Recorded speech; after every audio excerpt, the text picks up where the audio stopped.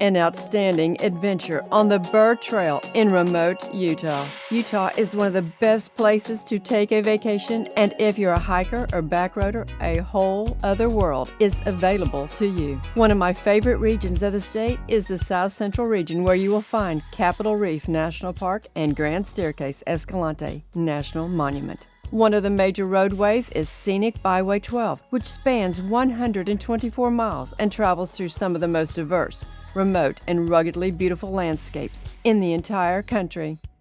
The byway will take you to 2 national parks, 3 state parks, a national recreation area, a national monument, and a national forest. Along the way, discover memorable landscapes ranging from trails across slick rock to one of the world's highest alpine forests, and from astonishing pink and russet stone turrets to open sagebrush flats.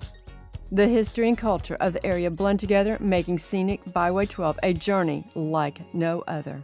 What you're in for in this video is a tantalizing look into the 32-mile portion of the 66-mile Burr Trail, which connects the tiny towns of Bullfrog and Boulder. A driving guide is available from the National Park Service in hard copy form and online. I prefer holding on to something and marking high points and historic sites off as we encounter them. Sometimes I just print out the PDF if I don't have a chance to have the hard copy from the park in hand beforehand.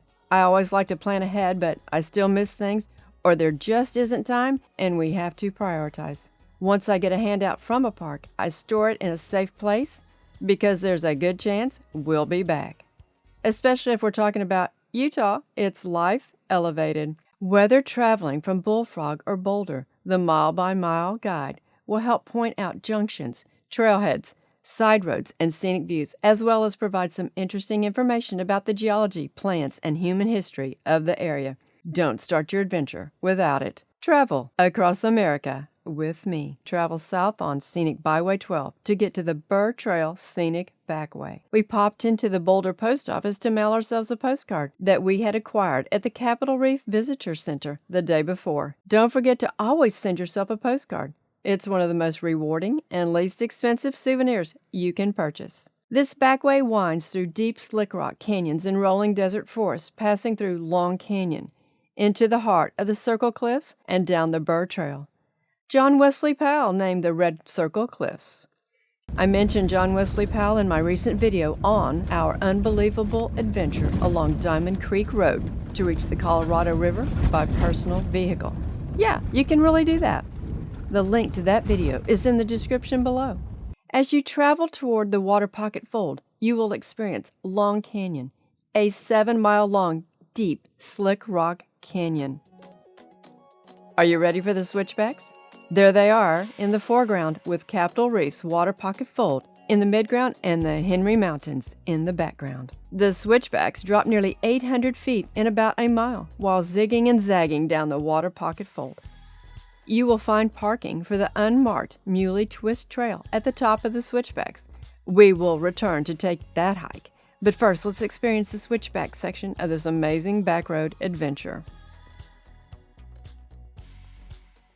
The scenes from the bottom of the switchbacks are very different from the top of the trail, but just as captivating. This is an opportunity to learn more about the man who originally developed this passageway.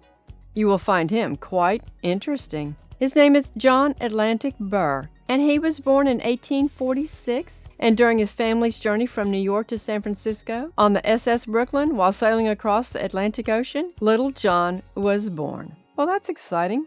That poor lady. Once they arrived, Charles and Sarah Burr then set out to Salt Lake City with their new baby. As part of the early Mormon pioneers, the Burr family eventually moved south in 1876 and founded the town of Burrville, Utah. John Burr grew up to be a cattle rancher in the rugged backcountry of Utah. Living in such a desolate area, he needed to develop a route to move his cattle between winter and summer ranges, as well as to market.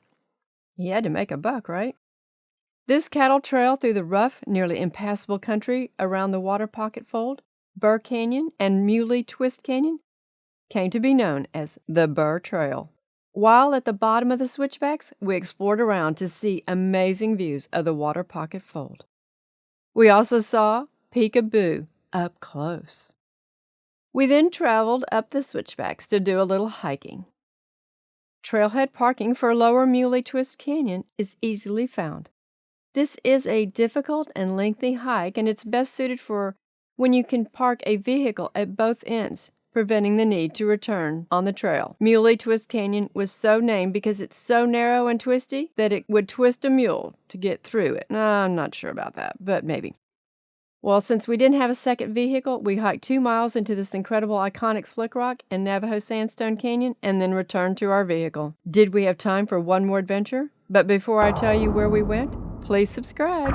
Thank you. Besides being an incredibly scenic drive, the Burr Trail also allows access to remote and less traveled canyons that drain into the Escalante River from the east. These trailheads can be found along the Wolverine Loop, an unpaved 20-mile loop through some incredible backcountry. Entrances to the loop are found near mile marker 18 and 29 off the Burr Trail. Refer to the mile-by-mile guide for the exact locations. The Wolverine Loop is unpaved and is recommended for high-clearance vehicles only.